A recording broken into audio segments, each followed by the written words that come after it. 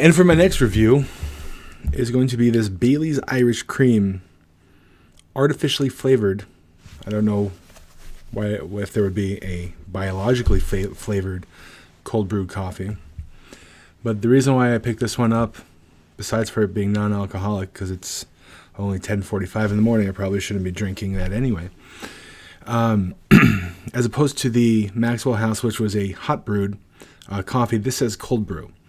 So the interesting difference between hot brew and cold brew, obviously, is the heat.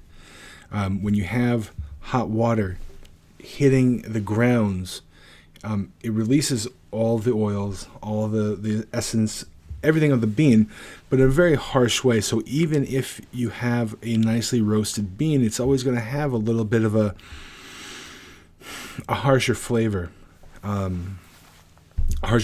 with the bean, as opposed to cold brew, as you can see there. There you go. Cold brew is a natural steeping like you would with a coffee. With a tea. But that cold brew is not harsh on the bean. It's not like a reactive thing. It just is a natural disperse of the flavor and the essence and all that stuff without the harsh cooking methods. Generally, cold brew will give you a much smoother flavor for the coffee. Certainly, obviously, something like this will have cream and sugar and things of that nature, but that smoothness is extremely important when trying to make a difference between a cold brew versus the hot brew and what you like better. Certainly, it's November 8th in South Bend, Indiana, so it's cold. It started snowing yesterday, in fact. So generally I would go for a hot cup of coffee. But sitting in my office, it's probably about 70 plus degrees in here. It's a little hot for me. Picking up something like this will be somewhat smooth and cooling to someone who gets hot pretty easily. And it's all part of the way your mouth reacts with your central nervous system as well. If you take in hot things or a little harsher things, your body reacts differently to it. So a cold can of a coffee like this, and if I'm going to have coffee, obviously the caffeine will heat me up a little bit as well.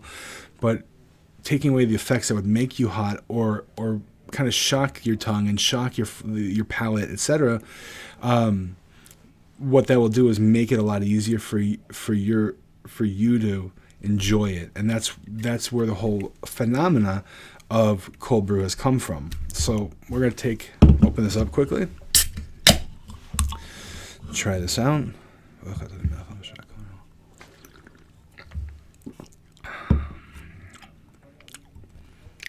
So I don't really like this. I'll drink it because I opened it. The coffee actually is not particularly bad per se. Maybe I'm just not an Irish cream guy.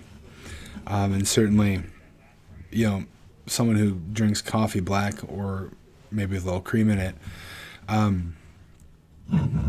again, it's that cloying, too much sugar, too much cream, not enough coffee, and it's kind of overwhelming on the artificial flavors versus the flavor of the coffee. But it's got a lot of caffeine in it. I can tell it's got a lot of caffeine in it. Also from the sugar, that I'm gonna get a quick hit with the caffeine because I still have that coffee flavor, the coffee taste on the back of my tongue. That's usually, for me at least, that's usually indicative of a strong brewed coffee, which means that they probably let the coffee sit in that cold brew apparatus for a lot longer than the 8-12 hours that they suggest. It could have gone longer, and it became more of like a concentrate almost. Maybe they didn't mix the concentrate well enough. I don't know. I'm sure they have their product testers and how they do it. And I'm sure for people who enjoy the Irish cream, it's probably good. While, again, as I said previously, while I am a fan of fashionable coffee, I can enjoy functional coffee and be totally happy with it. I can't tell you I'd be happy with this one on a more regular basis. Anyway, if you want to try it, I would tell you, go for it. Again, by the way, if you see also, they also use the ploy of, well, it's 100% Arabica and a premium coffee beverage. It's like saying, this is premium air that I'm breathing. If you're drinking coffee, it's, again, like I said, it's generally going to be on this level of coffee, it's generally going to be Arabica. And it's generally, if they use the 100% Colombian, big whoop. That's kind of the natural way of how coffee's made. Anyway, bottoms up.